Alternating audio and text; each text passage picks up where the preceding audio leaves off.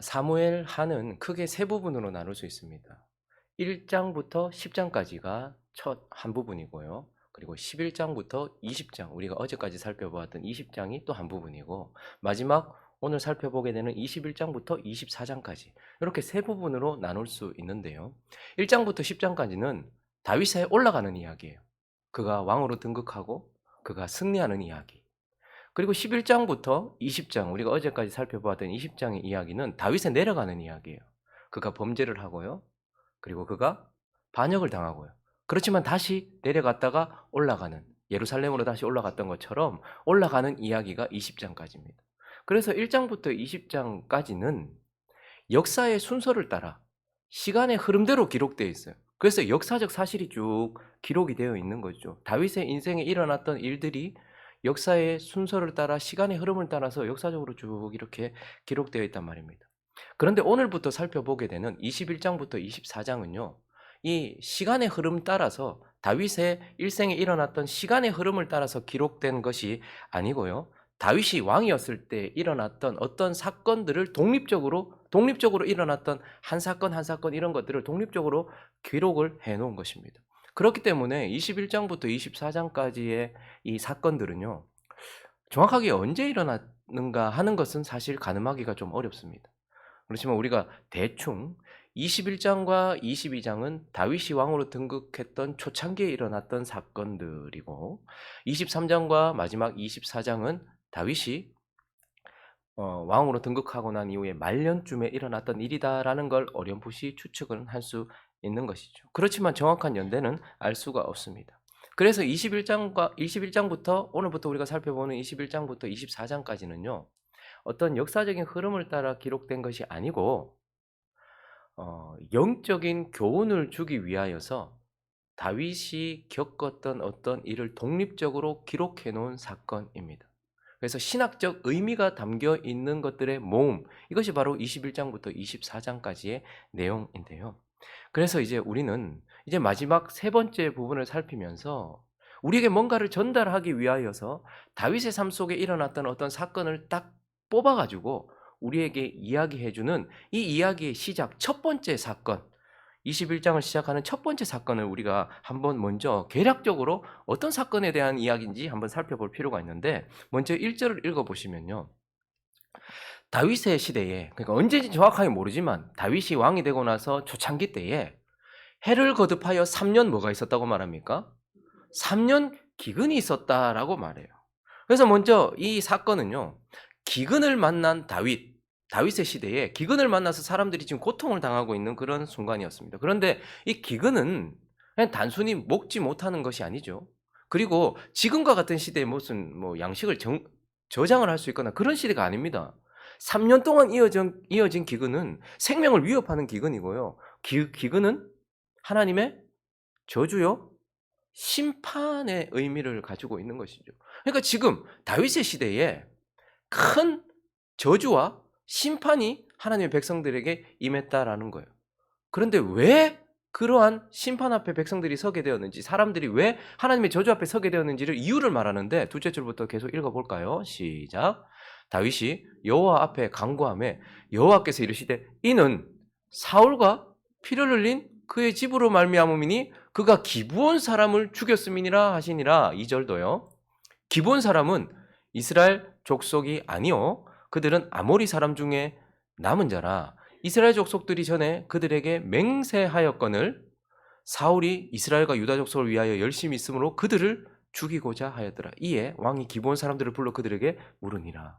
지금 사람들에게 하나님의 저주와 심판이 임했어요. 그런데 그 이유가 뭔지 하나님께 여쭤봤더니 하나님께서 이거는 오래전에 있었던 언약, 기브온 사람들과 맺었던 언약을 그 사울 왕이 깨트리고 그들을 죽였기 때문이다. 이렇게 말하고 있는 거예요. 지금 저 언약은 여호수아 9장에 나오는 언약이에요. 이스라엘 백성들이 가나안 땅으로 들어갔잖아요. 근데 그곳에서 이제 남은 7족속들, 가나안의 7족속들, 아모리 족속들을 죽이기 시작했거든요. 근데 그 중에 히위 족속 중에 기브온 족속, 이 거짓말을 시켰어요. 우리는 멀리 있다 온 사람들입니다. 그리고 우리와 언약을 맺읍시다. 그래서 살고 싶어가지고 그들과 언약을 맺었는데 여호수아가 정확하게 알아보지도 않은 채 어떻게 했습니까? 언약 맺자. 해가지고 언약을 맺어서 내가 너희를 살리겠다. 이렇게 해서 그들이 하나님 안에 들어오게 되었고 보호를 받게 되어서 이스라엘의 종이 되었던 것이죠. 그래서 오래전에 벌써 이스라엘 하나님 앞에서 언약을 맺었었는데 그 언약을 사울 왕이 깨뜨리고 그들을 죽였다. 그것 때문에 지금 저주가 임했고 심판이 임했다라고 말하고 있는 것입니다. 그런데 이어지는 3절과 4절을 보시면 다윗이 그들에게 묻되 내가 너희를 위하여 어떻게 하랴? 내가 어떻게 뭐하랴? 속죄해야 되겠냐? 이렇게 물어요. 그 어떻게 하면 너희가 여호와의 기업을 위하여 복을 비겠느냐 하니 읽습니다. 시작. 기본 사람이 그에게 대답하되 사울과 그의 집과 우리 사이의 문제는 은금에 있지 아니하다. 이렇게 말해요. 자, 이 말은 뭐죠? 이 죄는 은이나 금이나 이 땅에 있는 아무리 귀중하고 소중한 것이든 어떤 중요한 것이든 이 문제는 해결할 수 있는 문제가 아니다. 오직 뭐요? 속죄를 통하여 피 흘림을 통하여서만 해결될 문제입니다. 이건 죽음을 통하여서만 해결될 문제고 피 흘림을 통하여서만 속죄되는 문제지 뭐 이 땅에 있는 어떤 것이나 다른 어떤 방법으로도 해결될 수 없는 문제입니다. 이렇게 말했단 말이죠. 그랬더니 4절 끝에 보니까 왕이 이르되 너희가 말하는 대로 어떻게 하겠대요? 시행하리라. 다윗 왕은 속죄를 내가 행하겠다라고 약속을 맺고 있는 것입니다. 자, 그리고 난 이후에 약속한 다윗이 이제 어떻게 하는가? 8절과 9절을 보시면요. 속죄를 위해서 그들이 무엇을 요구했습니까? 언약을 깨트린 자의 자손의 7 아들을 요구해요. 그래서 왕이 이에 아야의 딸 리스바에게서 난 자, 곧 사울의 두 아들 알모니, 그리고 무비보셋. 여러분, 무비보셋 우리 알죠? 근데 이 이름이 똑같은 동명이인의 또 아들이 또 있었어요. 그러니까 요나단의 아들 무비보셋도 있지만 리스바의 아들 무비보셋도 있었어요. 그래서 알모니, 무비보셋, 그리고 사울의 딸 메랍에게서 난 자, 곧 무올랏 사람 바르실레의 아들 아드리엘의 아들 5을 붙잡아서 그들을 기브온 사람의 손에 넘기니 기브온 사람이 그들을 산 위에서 여호와 앞에 목매어 달아 그들 7사람이 동시에 죽었다라고 말해요. 자, 속죄를 약속했던 다윗이 그래서 그 언약을 깨뜨리고 범죄한 사울의 아들 7을 붙잡아다가 동시에 7명을 죽임으로써 속죄했다. 이렇게 말하고 있고, 그래서 오늘 본문의 결론은 뭐죠? 14절에 보니까요. 그 후에야 하나님이 마지막 절에 보니까 그 땅을 위한 뭐를요? 기도를 들으시니라. 속죄가 이루어졌고 하나님과 다시 하나님이 하늘을 여시고 그들과 함께 소통하게 되었다. 하나님이 그들에게 다시 얼굴빛을 비춰주셨다. 다시 복으로 들어갈 수 있게 되었다. 이렇게 말하고 있는 것입니다. 여러분, 사건은 어느 정도 아시겠죠? 근데 이 사건을 왜 기록하였고 이 사건을 통해서 하나님은 도대체 무슨 얘기를 하려고 하시는가? 사람들은 이것을 어줍잖게 해석하면서 혹은 인간적인 방법으로 해석하면서 와, 아버지가 지은 죄 때문에 아들 7이 죽고 오래전에 했던 약속을 깨트린 왕, 그것도 이미 죽은 왕, 그 왕의 죄 때문에 백성들에게 하나님이 저주를 내리시고 있는 이 장면을 보면서 사람들은 봐라, 가게에 흐르는 저주, 뭐 이런 식으로 해석을 하고 잘못된 방식으로 해석을 하면서 이 본문을 해석하려고 합니다. 그렇지만 우리는 이 잘 이해되지 않는 것 같은 이 본문을 통해서 하나님이 분명히 영적인 메시지와 신학적인 의미를 담아서 우리에게 뭔가를 말씀하고 싶어서 그 많은 사건들 중에 하나를 뽑아서 지금 여기다 기록해 놓은 것 아니겠습니까? 그래서 우리는 이 사건을 통해서 하나님께서 하시려고 하는 교훈, 그 의미를 살펴보려고 하는데 이 사건들은 사실 전부 다 다윗 왕에 대해서 말하려고 하는 거예요. 그래서 첫 번째 우리가 살펴볼 것은 이스라엘 왕 다윗이 어떤 자인지를 설명해 주는데 먼저는요. 그 첫 번째는 다윗 왕은 언약 안에 있는 자에게 생명을 주는 왕이다라는 것을 이 사건을 통해서 보여주고 있어요. 다윗 왕에 대해서 이스라엘 왕 다윗이 어떤 자인지를 우리에게 보여주기 위해서 이 사건이 지금 고르고 뽑혀서 기록이 되어 있는데 언약 안에 있는 자에게 생명 주는 왕이다라는 걸 보여주고 있어요. 여러분, 기본 사람들이 뭘 요구했습니까? 5절과 6절을 볼까요? 그들이 왕께 아뢰되 우리를 학살하였고 또 우리를 멸하여 이스라엘 영토 내에 머물지 못하게 하려고 모해한 사람의 자손 7사람을 우리에게 내어도 그래서 그를 여호와 앞에서 목매달겠다라고 그의 아들들을 요구했어요. 자, 그래서 그 요구를 받았던 다윗이 8절과 9절을 다시 보시면요. 왕이 이에 사울의 두 아들 알모니와 무비보셋 2사람 그리고 아드리엘의 5 아들 5명 해서 7명을 붙잡았다라고 말하고 있고 9절에 보니까요. 그들을 산 위에서 여호와 앞에 매달아 7 사람을 동시에 죽였다라고 이렇게 말씀하고 있습니다. 근데 중요한 것은 이 요구와 이 시행 사이에 7절을 한번 보겠습니다. 7절 시작. 그러나 다윗과 사울의 아들 요나단 사이에 서로 여호와를 두고 맹세한 것이 있으므로 왕이 사울의 손자 요나단의 아들 무비보셋은 아꼈다. 지금 이제 사울 안에 있는 자들은 전부 죽음 앞에 처해 있는 위기에 있어요. 그런데 그 중에 한 아들은 그 아들의 아버지와 다윗이 언약을 맺었단 말입니다. 그래서 아버지와 아들의 언약 때문에 그 언약 아래에 있는 유일한 사람 무비보셋은 어떻게 됐다는 거예요? 죽음을 면했다. 그 언약을 지킨 다윗, 그 무비보셋의 아버지와 그 아버지와 다윗이 언약을 맺었는데 그 언약 안에 있는 오직 유일한 아들 무비보셋, 그것도 다리를 저는 죽은 개와 같은 아무도 아끼지 않는 그에 대하여 언약이 있었는데 다윗은 그 언약 때문에 그 언약 안에 있는 아들은 살렸다라는 것을 우리에게 보여주면서 다윗 왕은 어떤 왕이에요? 언약 안에 있는 자들은 생명을 주는 자다라는 것을 우리에게 보여주고 있어요. 그리고 이 사건을 통해서 또 이스라엘 왕 다윗은 어떤 자인가? 중요한 것은 이것입니다. 다윗은 속죄를 통해 죄책을 제거하는 왕이다. 이걸 우리에게 보여주고 있습니다. 여러분, 지금 이것은 은이나 금이나 다른 어떤 것으로 되어질 문제가 아니라고 기록하고 있죠. 그래서 이것에 대하여서 4절을 다시 보시면요. 기본이 요구했던 것, 기본 사람들이 요구했던 것에 대하여 왕이 듣고 끝에 보니까 왕이 이르되 너희가 말하는 대로 어떻게 하겠다? 시행하겠다. 그래서 다윗 왕은 속죄를 위하여 오직 피 흘림으로만 되어지는 속죄를 내가 시행하겠다라고 약속한 왕이에요. 그리고 9절에 보니까요. 약속한 그대로 기본 사람의 손에 넘기니 기본 사람이 그들을 산 위에서 여호와 앞에 메어 달매 그들이 몇 사람을 죽였대요? 7 아들. 아들 많았을 텐데 왜 딱 7일까? 7은 성경에서 언제나 완전수를 의미합니다. 그래서 다윗은 완전한 죽음을 통하여 완전한 속죄를 이룬 왕이다. 이 아들을 매달므로 인하여서 매달아서 7을 죽임으로써 완전한 죽음을 통하여 완전한 속죄를 이룬 왕이다라는 것을 우리에게 보여주고 있고 9절을 다시 보시면요.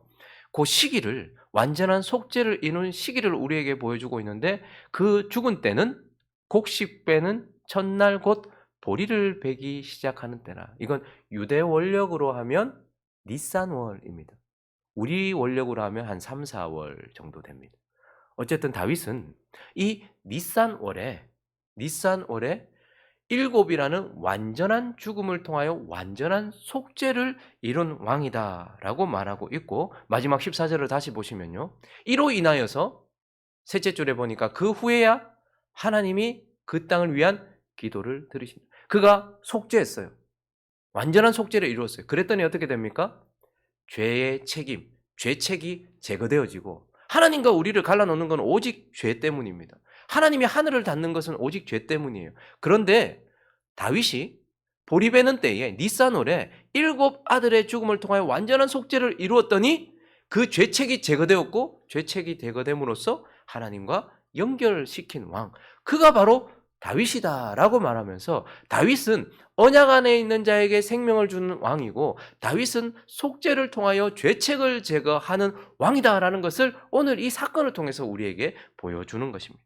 자, 그래서 진짜 하나님께서 하고 싶은 말씀은 무엇일까요? 우리의 왕 예수. 우리의 왕 예수는 어떤 분인가? 우리 왕 예수도 바로 언약 안에 있는 자에게 생명을 주는 왕이다라고 말씀하고 있어요. 모두가 다 아들을 내놓아야 했고 그 아들들은 죽음 앞에 처할 그 상황에 다윗이 아버지와 언약을 맺었고 그 아버지와 맺었던 언약 안에 있는 무비보셋을 살렸죠. 그런데 우리 주 예수 그리스도는 어떻습니까? 우리 주 예수 그리스도도 아주 오래전 창세전에 우리의 아버지요 자신의 아버지인 하나님 아버지와 언약을 맺으셨고 그 언약 안에 있는 자들을 살리기로 약속하셨던 분입니다.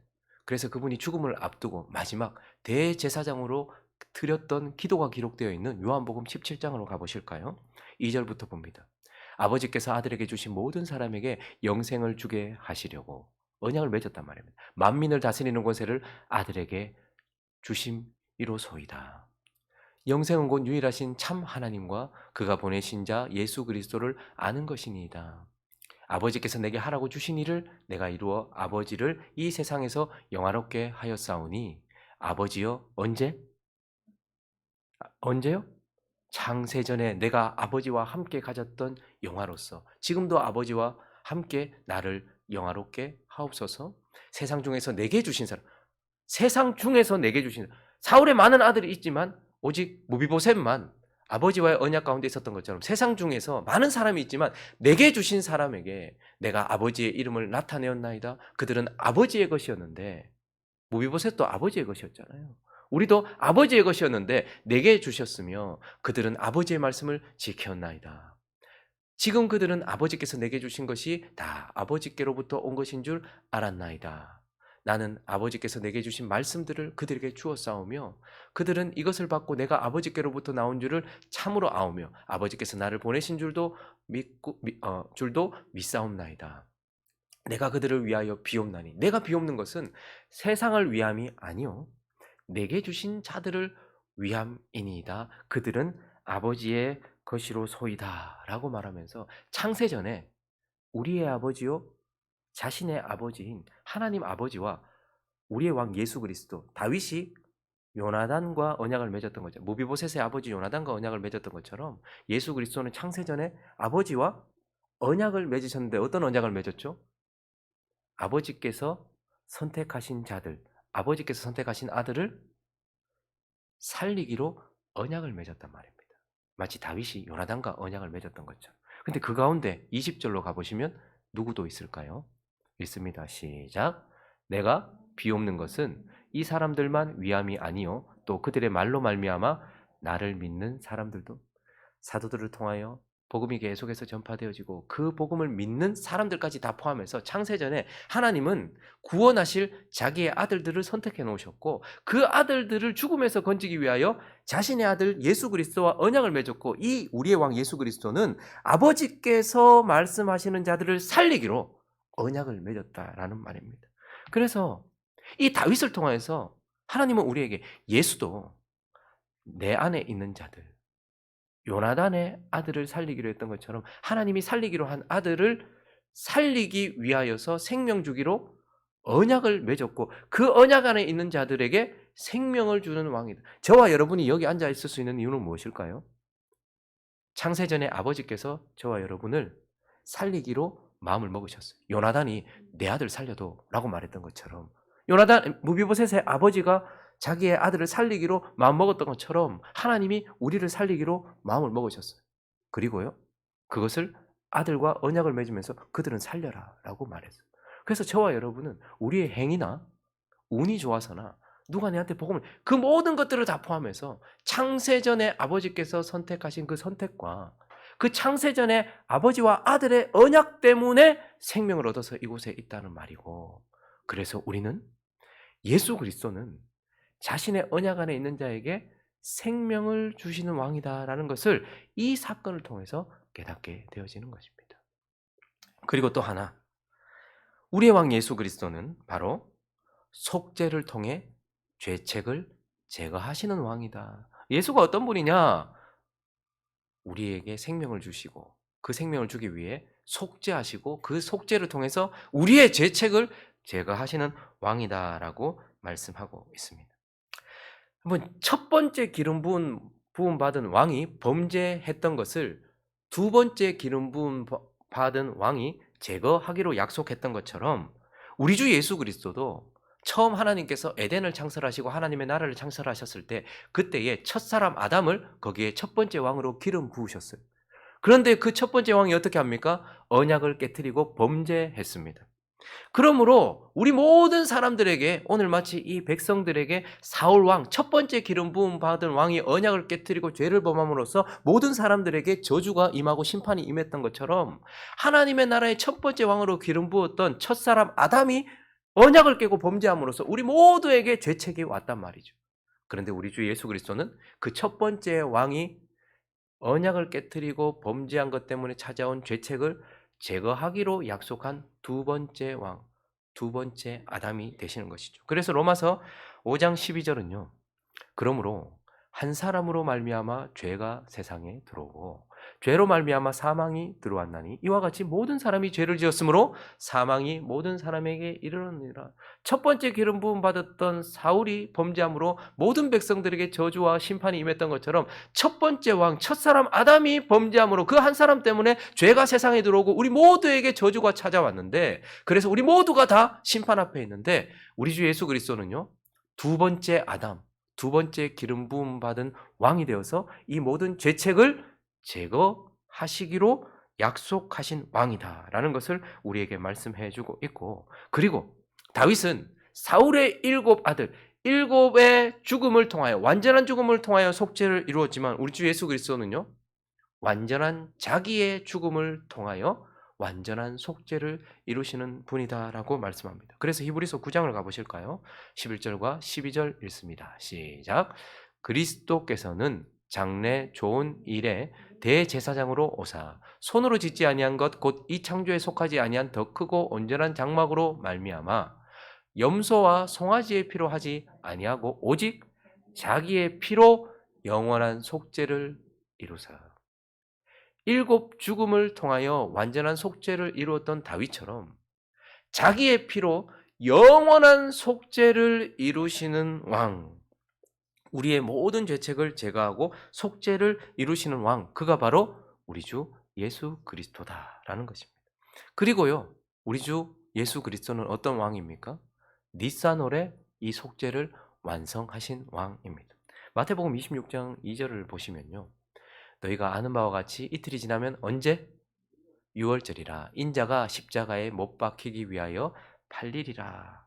요한복음 13장 1절도요. 예수께서 아셨던 것, 유월절 전에 예수께서 자기가 세상을 떠나 아버지께로 돌아가실 때가 이른 줄 아시고 세상에 있는 자기 사람들을 사랑하시되 끝까지 사랑하시니라. 예수가 언제 죽으셨다고요? 절기가 유월절. 유월절은 어떤 월에? 니산월.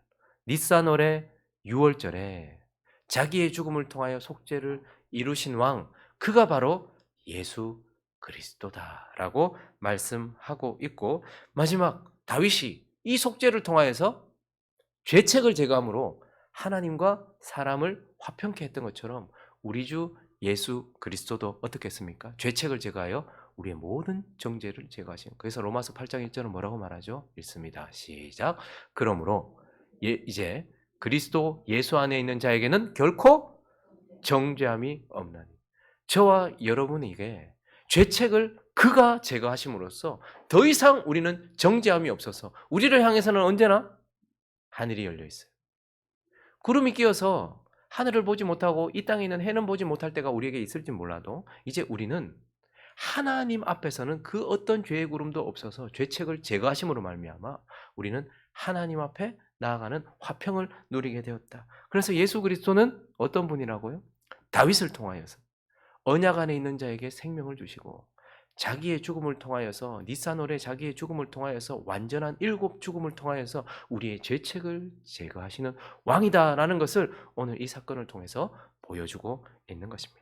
말씀을 정리하겠습니다. 누가복음 24장을 가보시면요, 24장 44절과 45절을 보면 또 이르시되 내가 너희와 함께 있을 때에 너희에게 말한 바 곧 모세의 율법 선지자의 글 시편에 누구를 가리켜? 나를 가리켜 기록된 것이 이루어져야 하리라 한 말이 이것이니라. 그리고 45절을 보니까 마음을 열어서 뭐를 깨닫게 하시고요? 성경. 그러면 모세의 율법, 선지자의 글, 시편, 이거 뭐죠? 성경을 전체 말하는 거예요. 그래서 성경을 깨닫게 하시고, 그래서 성경이 누구를 가리키기 위해서 기록됐다고요? 성경은 오직 예수 그리스도를 가리켜. 그래서 우리가 시편을 펴든지 거기서 복 있는 사람 누구? 그것도 예수 그리스도예요. 잠언을 펴든지 지혜가 누구? 예수 그리스도예요. 선지자들이 다윗의 살아갔던 역사 이야기, 이것도 지금 누구 보여주려고? 예수. 그래서 우리는 성경을 통해서 예수를 찾아야 되고 예수를 봐야 돼요. 왜 그렇게 고집스럽게 성경 전체에서 예수를 보여줍니까? 예수가 우리를 위하여 구원의 길을 여셨기 때문이에요.